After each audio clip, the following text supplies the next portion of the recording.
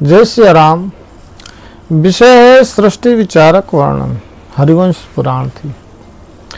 वैशंपायन जी कहे छे कि हे राजन, तमे पांचे इंद्रियों अने मन ने एकाग्र करीने निर्विकार चित्ते मारी कथा सांभळो। नरेश्वर जे वेदना संबंध थी अर्थात वेद मूलक होवाना कारणे बधाथी संबंध राखे छे, तथापि जे कोईना कर्मोथी बंधायेलो नथी। ब्रह्म या ब्रह्मवेत्ता थी पहले थी जे बधामा अनुगत नित्य सिद्ध छे, दक्षिणा प्रधान यज्ञ आदि थी ऊपर बैठेलो छे अने जे अव्यक्त सौनु कारण नित्य तथा सद स्वरूप छे। ते परब्रह्म परमात्मा जा निष्कल पुरुष छे।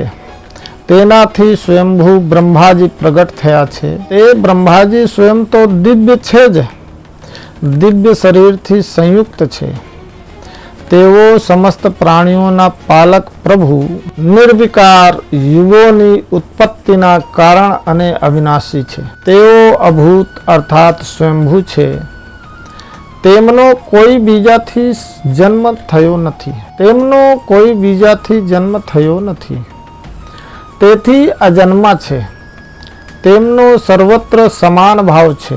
जे अव्यक्त थी पर परमात्मा तत्व छे। तेने नारायणना स्वरूप ने जणाववा वाला तेमना उपासको ज जाणे छे। तेना बधी बाजू हाथ अने पग छे, बधी बाजू नेत्र मस्तक अने मुख छे, तथा तेना बधी बाजू कान छे।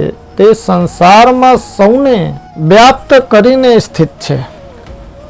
तेने जा असत अने सतनु कारण जाणવું જોઈએ। તે અવ્યક્ત છે, વ્યક્ત રૂપોમાં સ્થિત થઈને વિચરી રહ્યો છે। તે અવ્યક્ત છે, વ્યક્ત રૂપોમાં સ્થિત થઈને વિચરી રહ્યો છે, છતાં કોઈને દેખાતો નથી। વિકારયુક્ત અર્થાત છર પુરુષ રૂપવાન છે।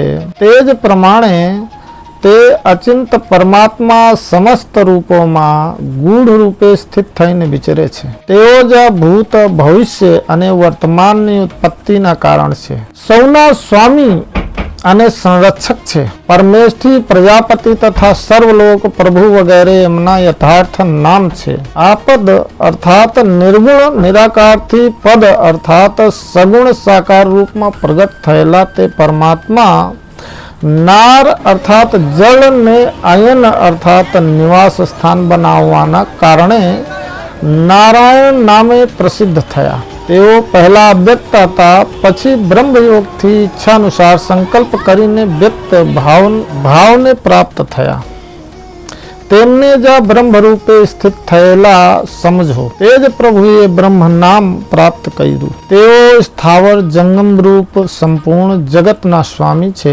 भारत तेमने सर्वप्रथम आ संकल्प प्रगट करता रहीने कहू के हूँ प्रजानी सृष्टि करीश। तेथी तेओ जा संपूर्ण भूतोनी उत्पत्ति कारण छे। आ संपूर्ण प्रजा तेमना संतान छे।